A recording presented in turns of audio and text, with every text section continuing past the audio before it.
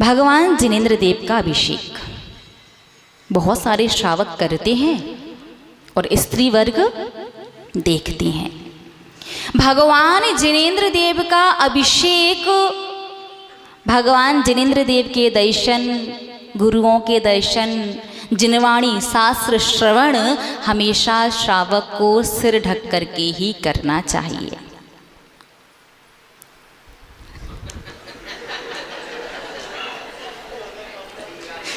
क्यों?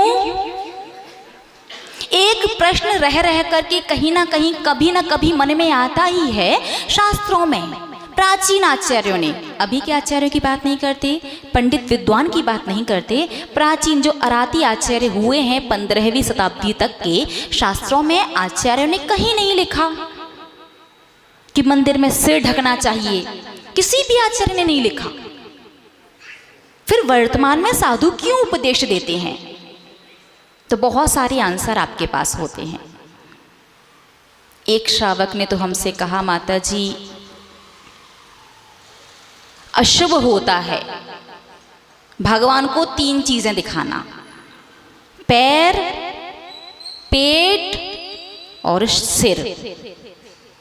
एक श्रावक ने कहा 3 दिन पहले, फिर हमारा मौन हो गया, हम उसका आंसर दे ही नहीं पाए। उसने क्या कहा? पैर, पेट और सिर दिखाना अशुभ होता है। धर्म स्नेही महानुभाव, एक बात हमेशा याद रखो, यहाँ बात चल रही है सिद्धांत की, तर्क की। यहाँ पर आपके मन से बनाए गए आंसर हमेशा सही नहीं होंगे। यदि आपने कहा पैर, पेट और सिर दिखाना अशुभ है, फिर तो मुनि महाराज वो तो नग्न ही रहते। कि यहाँ बात ये नहीं कि श्रावक की मुनि की अलग अलग है, यहाँ बात है तर्क की। सिर ढका क्यों? अगर सिर खुला रखना अशुभ है, सिर्फ अशुभ, तो मुनि महाराज को भी ढकना चाहिए, कि सिद्धांत तो सबके लिए एक सा होता है। सिद्धांत में ऐसा नहीं है कि मुनि महाराज के लिए वो क्रिया शुभ हो जाए, श्रावक के लिए अशुभ। हाँ, क्रिया दोनों के लिए अलग अलग हो सकती है, तो उसका सिद्धांत भी वैसा ही होता है। आप लोग बता सकते सिर क्यों ढकना चाहिए? पहली बात, सम्मान। भगवान जिनेंद्र देव का, देवशास्त्र गुरु का सम्मान का प्रतीक है सिर ढकना। लेकिन बात इतने से ही नहीं चलेगा काम अपना, क्योंकि आपको नहीं है हमारा मन सम्मान करने का, तो हम तो नहीं ढक रहे। क्योंकि सिर तो घर में भी बड़े बुजुर्गों के सम्मान में ढकते हैं ना, तो आजकल तो सिर ढकने की प्रथा खत्म हो गई। तो सिर ढकना अपने से पूज्य और श्रेष्ठ के प्रति सम्मान का प्रतीक तो है, लेकिन साथ ही साथ में आप जिनागम का अध्ययन कीजिए तो आप देखेंगे कि भक्ति में हमेशा उदाहरण देवों का दिया जाता है। क्यों? क्योंकि देव लोग जो हैं वो भगवान की निर्विकल्प भक्ति कर सकते हैं, मनुष्य निर्विकल्प भक्ति श्रावक नहीं कर सकता। क्योंकि देवों को ना तो भूख प्यास लगती, ना उन्हें परिवार चलाना है, ना व्यापार करने जाना है, और ना ही शरीर में किसी प्रकार की कोई वेदना या तकलीफ होती है। वो घंटों, कई दिन, कई हफ्ते, कई महीने लगातार बिना किसी बाधा के, बिना किसी विकल्प के भक्ति कर सकते हैं। इसलिए देव लोग भले ही देव पर्याय से मोक्ष ना हो, मोक्ष मनुष्य पर्याय से हो, लेकिन मनुष्य पर्याय से भी निर्विकल्प अवस्था में मुनि महाराज बन करके। आरिका माता जी को भी मोक्ष क्यों नहीं होता? क्योंकि स्त्री पर्याय में निर्विकल्पता नहीं बन सकती, और भी बहुत सारी वजह हैं।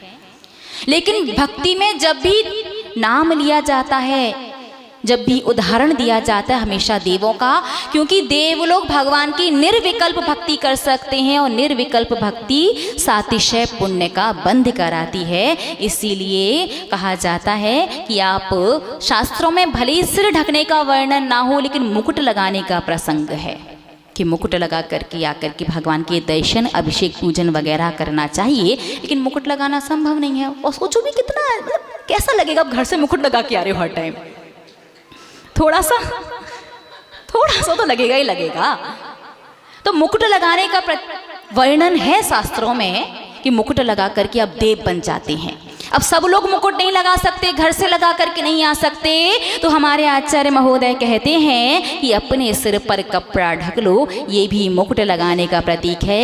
ये इस बात का आशय है कि हे भगवान, मैं आपका पूजन अभिषेक भक्ति जो भी कर रहा हूँ देव बन करके कर रहा हूँ, और देव बन के कर रहा हूँ तो फिर तो मुझे कौन से पुण्य का बंध होगा? सातिशय पुण्य का बंध। सातिशय पुण्य का मतलब है वो पुण्य जो आपको सांसारिक सुख सुविधाओं भौतिकता के साथ साथ पुण्य फला अरिहंता, अरिहंत अवस्था तक दिलवा देता है, वो पुण्य सातिशय पुण्य कहलाता है। भक्ति के माध्यम से आप अरिहंत अवस्था तक जा सकते हो, लेकिन वो तभी जब आपका पुण्य सातिशय वाला होगा।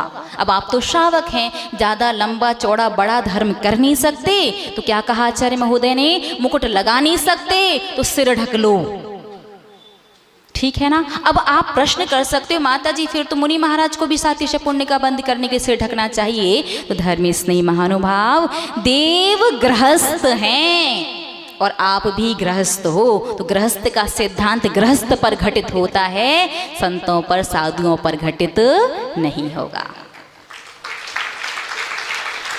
बात समझ में आई ना? तो सिद्धांत वो जो सबके लिए एक जैसा हो।